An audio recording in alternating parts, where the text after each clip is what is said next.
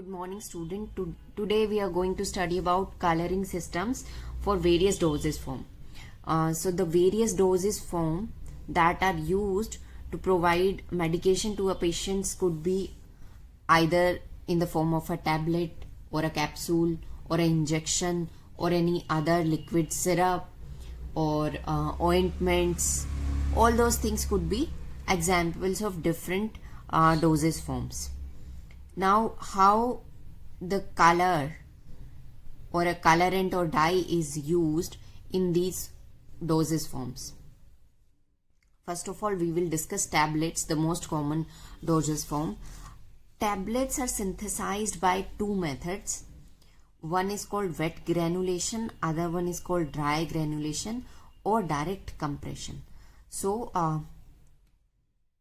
what happens in the wet granulation? All the components are taken and a solvent is taken along with them.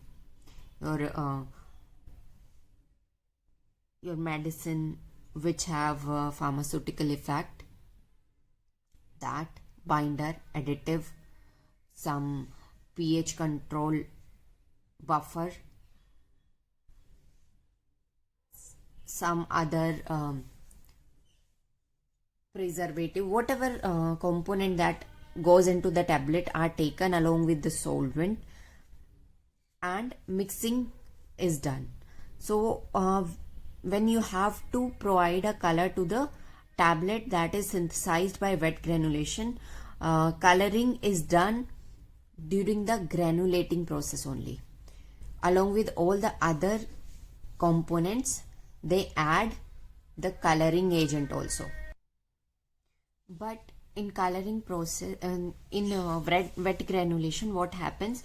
You have to perform a step called drying of the granulation.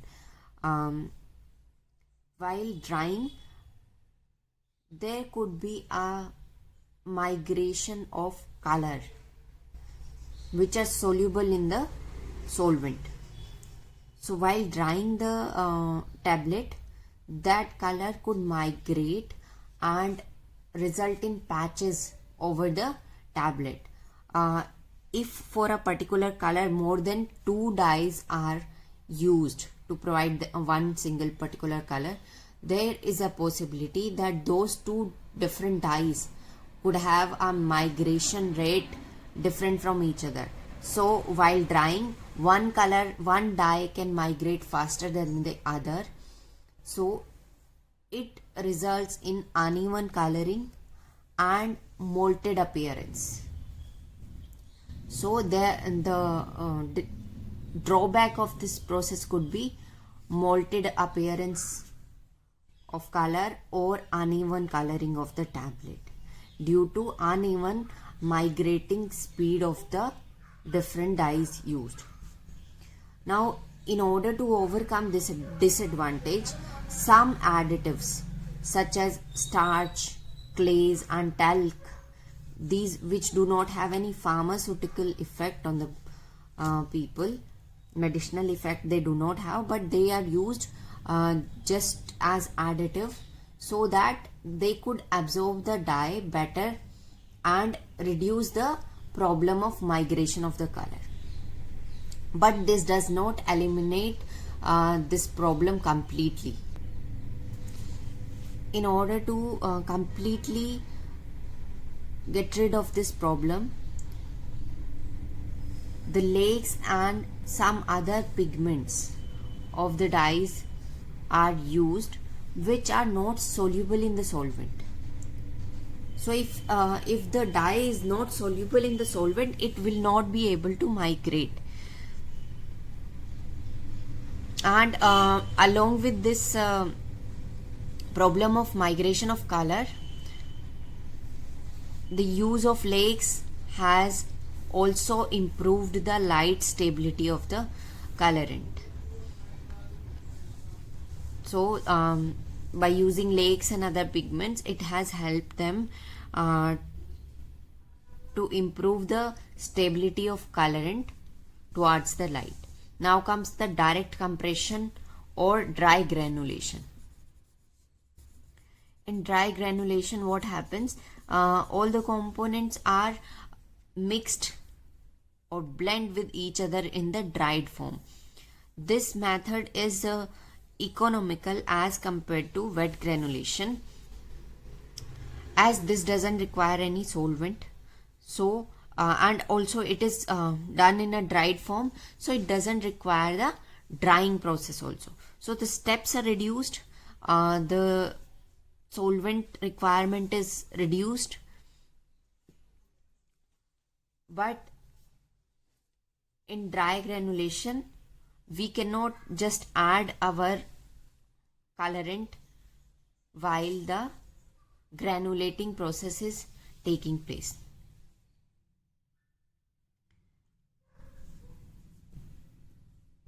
Now in dry granulation we can use colorants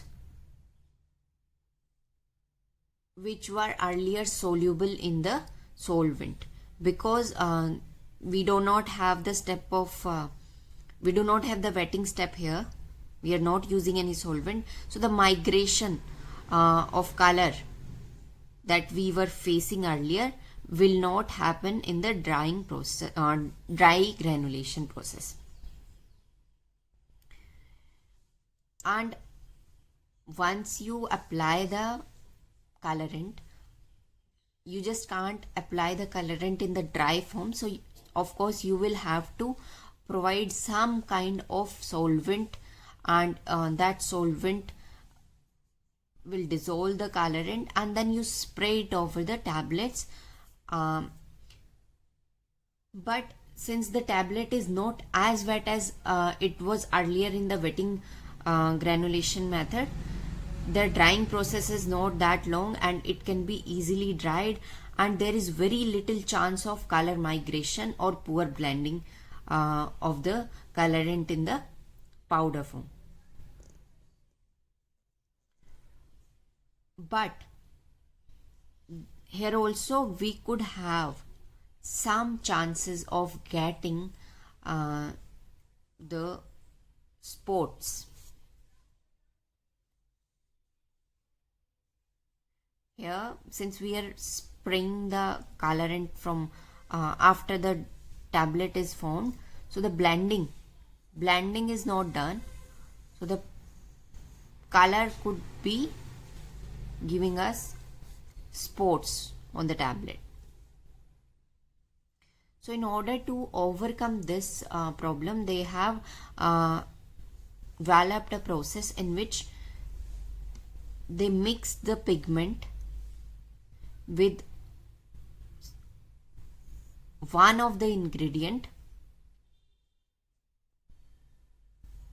and then use that colored ingredient along with all the other component of the formulation, and then proceed with the compression process of the tablet. Like they do not prepare the tablet first and then color it nowadays. What they do, they take one of the component of the formulation setup, and that component is mixed with the colorant and made colored. After coloring that component, it is mixed with all the rest of the components of the formulation, and then the blending process takes place. After that the compression takes place, and we get the tablets which have proper coloration.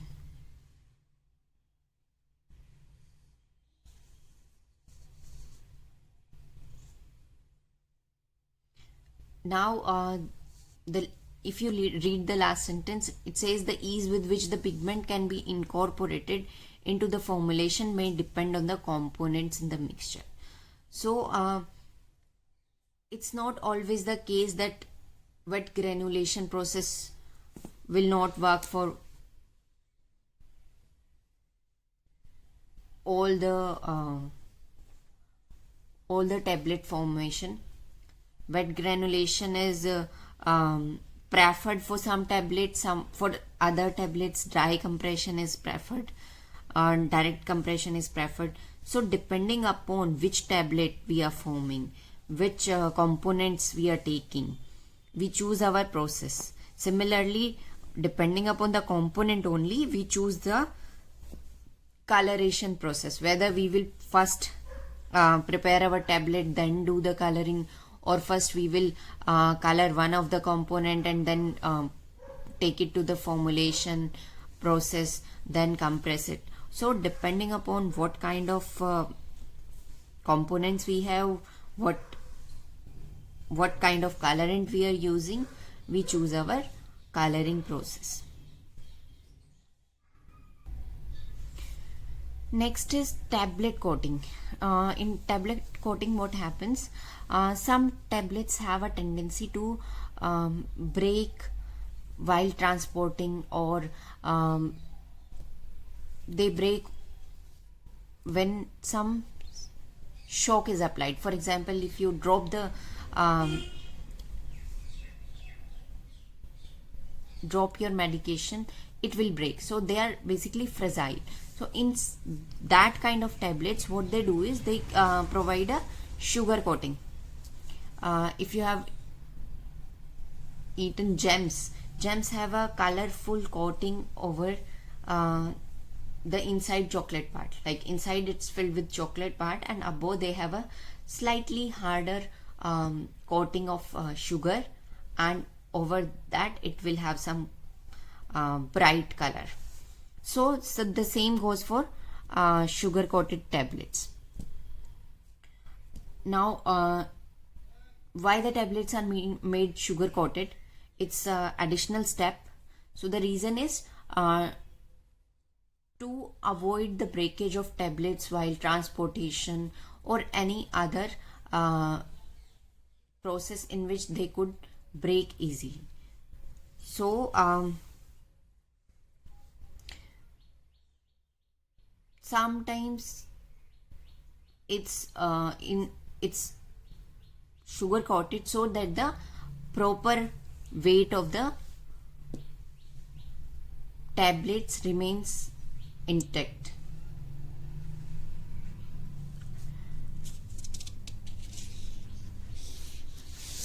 So how this takes place? Earlier, soluble dyes were only used as coloring agent, even in the tablet coloring, where we were using wet or dry granulation, and also during the sugar coating process also. But nowadays they are using lakes, aluminium lakes, or some different kind of pigment to color the tablet. But in the sugar coated tablets, once they prepare the tablet, after that they apply a sugar coating over it, and after that they apply the layer of our colorant. Now during this coloring process, the drying step is very important, and if it's not done properly, the color will not be obtained uniform, and color migration also takes place during the drying process.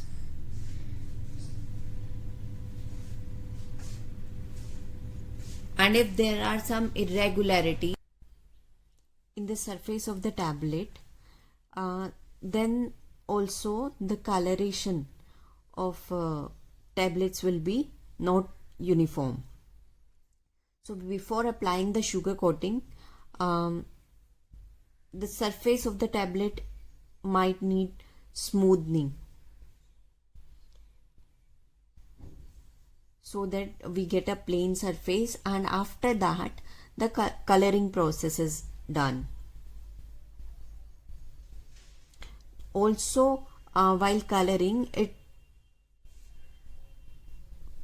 the precaution need to be taken so that the over coloring of tablets do not take place. And similarly, if we want to color the syrups, the dye concentration is increased more than the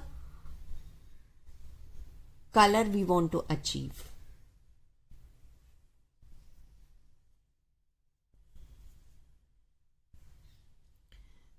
So in order to obtain such kind of perfect coloration, sometimes 20 to 60 application of colors are required to achieve a full color development. And this process is time consuming, and it's a very delicate process, because after every application of color there is a drying process.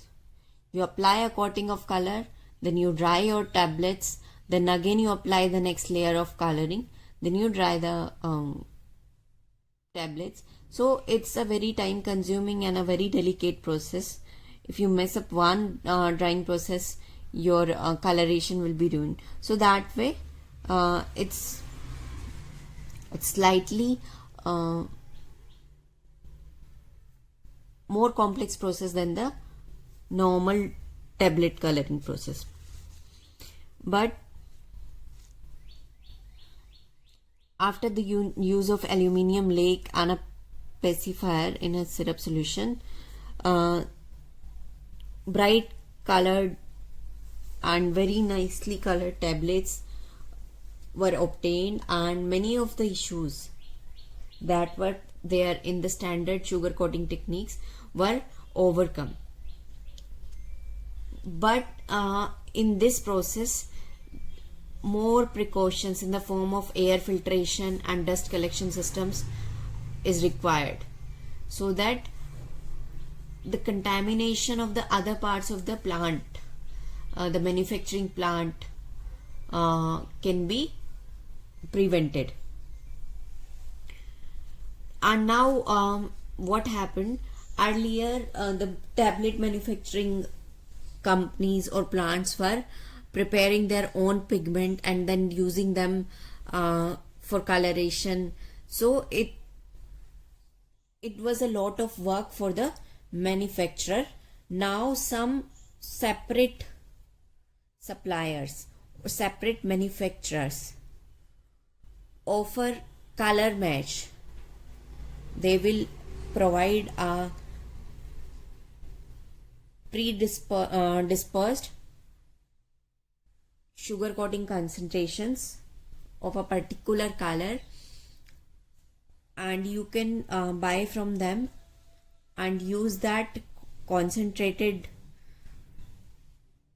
pigment sugar coating solution to color your syrup or to color your tablets. So it has been made easier for the manufacturer to reproduce the same color batch after the batch.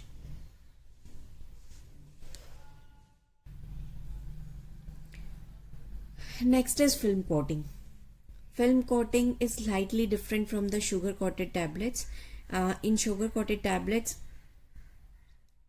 there is a drawback that large amount of sugar is taken up by the patient in the form of tablet. So in film coating, the sugar is not used. Instead, a polymer or a plasticizer is used as a very thin coating over the surface of the tablet, and a coloration can be provided by dissolving a colorant in the polymer solution or your plasticizer solution.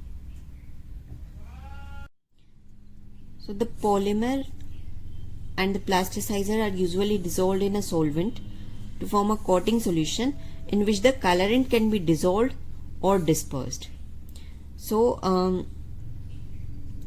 when initially this method was developed, that time the organic solvents were mostly used for making a polymer solution. But today, due to some environmental reasons, only aquatic systems are mostly used. And while they were using organic solvents, the water soluble dyes can be used even then. So now when they are using the aqueous solution, same dyes can be used, but the similar kind of problem that were faced in the in case of sugar coated tablets, similar problems exist in the case of your thin film coated tablets. That is migration, color migration on drying of the films. Now here the film coating over the tablets is very thin as compared to the sugar coating.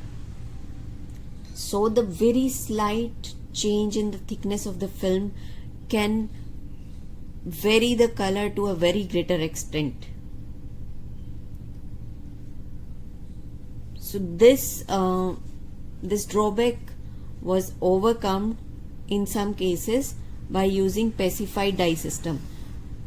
Pacified dye system means the dye system that has been provided by some separate manufacturer who gives you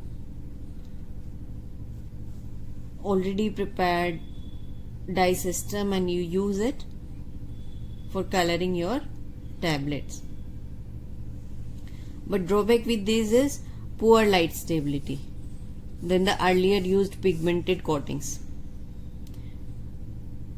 So in order to improve this poor light stability, now they are using lakes and inorganic pigments.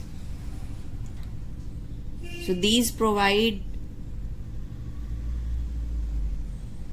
not only the good coloring but also reduces the moisture diffusion to the tablet.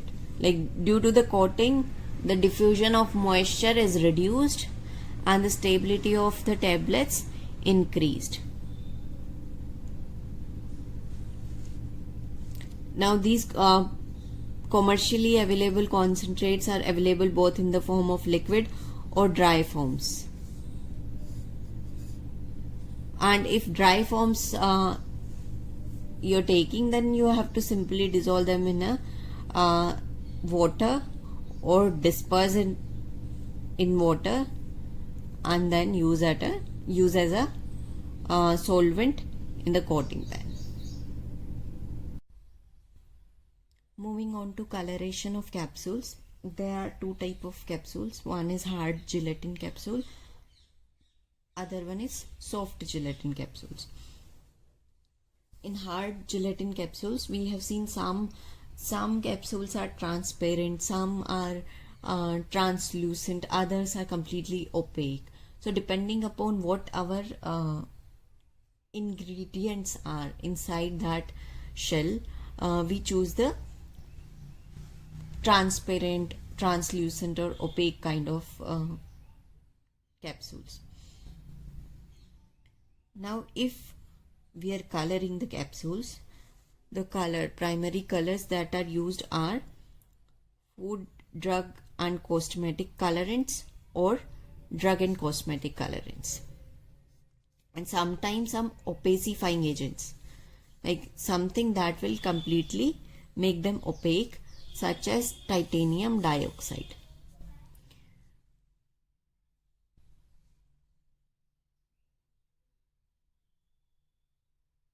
Normally the gelatin capsules are colorless. If we want them to be a colored capsule, the colorant solution is added to the gelatin melt while preparing the shells.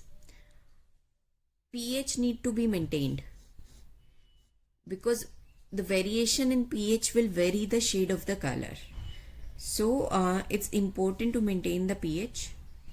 If our capsule is not completely opaque, then the thickness needs to be maintained, because if it's not completely opaque, then the thickness will be a deciding factor in the shade of the capsule shell.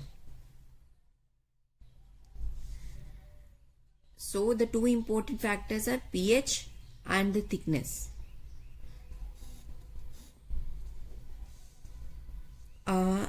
If our ingredient that will be stored inside the capsule is photosensitive, then the capsules are made completely opaque.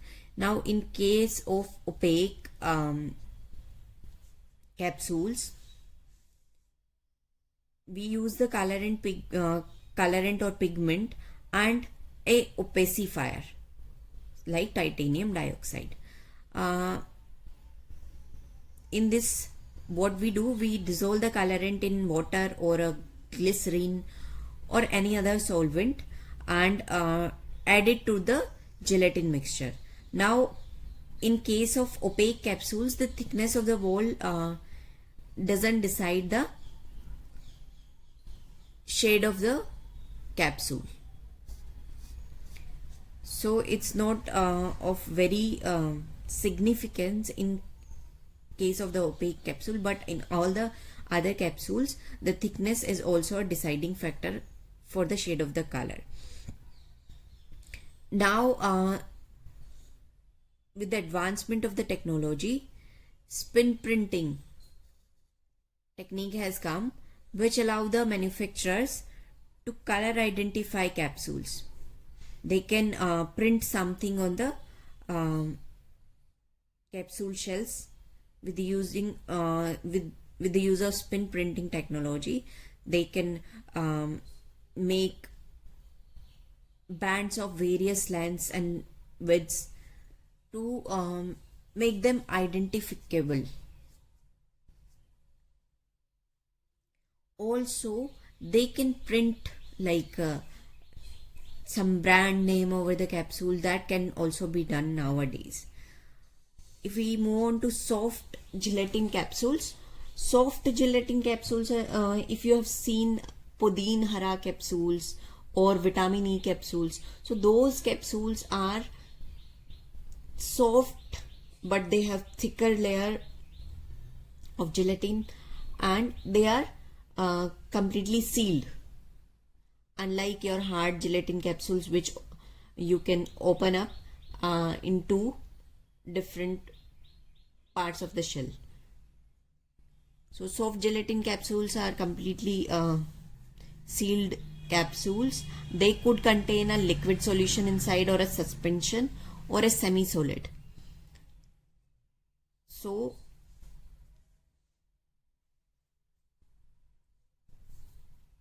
in these soft gelatin capsules, the color of the shell is kept slightly darker than your material that is present inside the capsule, and for that natural or synthetic colorants are used. Opacifier is also added if we have to make the shell completely opaque, and that is done mostly in the case of photosensitive material is present. And the concentration of opacifier could be up to 0.5% of the entire material that is used in the preparation of the capsule. For liquid products, dyes used are mostly completely soluble in a particular solvent and it is required in a particular concentration. For example, mostly the syrups have a flavor. For example, if you're making a cherry flavored syrup, then you will be using a red color for that. If you're making a lemon or a pineapple flavored syrup, you will add the yellow colorant to that particular syrup. Now, factors that affect the coloration of a syrup could be the shade, the stability of dye in that particular liquid system. Other properties that could affect the coloring is pH, microbial activity, light exposure of the final product, and the compatibility of the dye with other ingredient.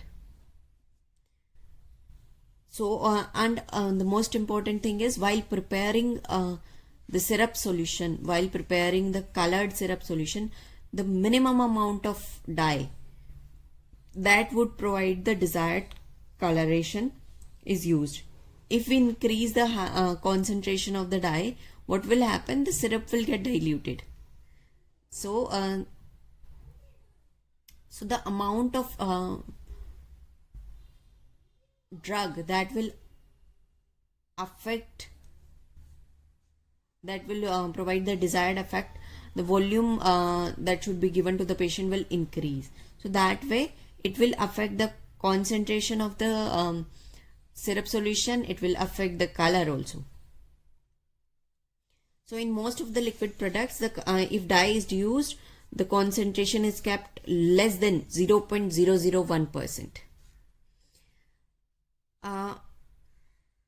For some dyes, the dye cannot be directly added to the bulk mixture, because what will happen while mixing all the ingredient, there is a possibility that some small amount of dye remains undissolved, and that is not very easy to determine whether the dye remained undissolved or it get dissolved, and it could result in the problems on the later stage.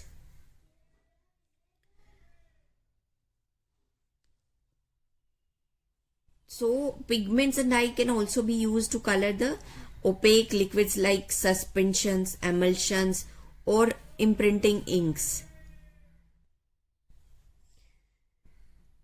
In aqueous system,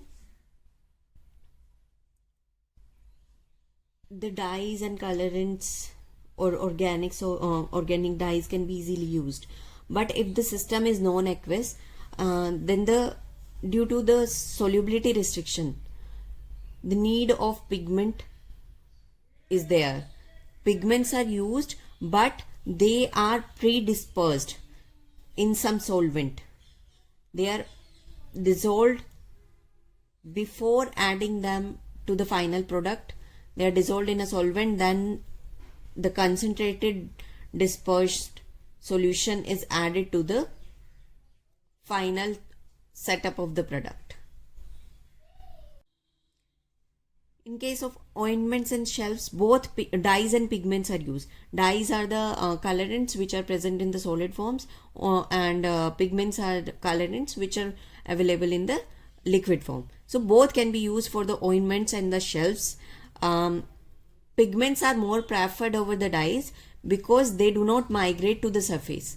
On storage, sometime you see a liquid component separates out or come to the surface of the ointment. कुछ आपने किसी toothpaste में देखा होगा ये, या फिर some ointment you apply on cuts and burns, you can observe these kind of phenomena in them. So the pigments are preferred over the dyes. Now, in order to use pigment as a colorant in ointments, the pigment and the product are blended over a roll or a ointment mill, in which they are mixed to get a proper colored ointment.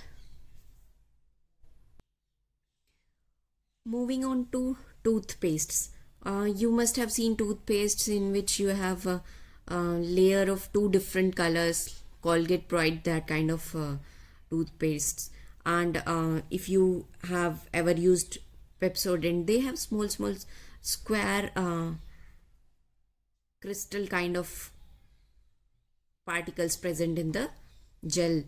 So how these things are colored? The most fundamental problem faced in these toothpaste is bleeding of color, migration of color from one component to the another, and this is more intense if the color component is applied on the surface of a white base. So, in order to obtain a product in which there is no visible bleeding of color taking place, high density polyethylene and trained colorant are used, and they were found unexpectedly non-bleeding when compared to the conventional toothpaste and gels in which wax or synthetic polymer resins, paraffin wax or low density polyethenes were used to entrain colorant. So when compared with those, high density polyethylene and entrained colorant were giving better results. If we look at one example, the colorant may be entrained in the high density polyethylene matrix by the method of encapsulation.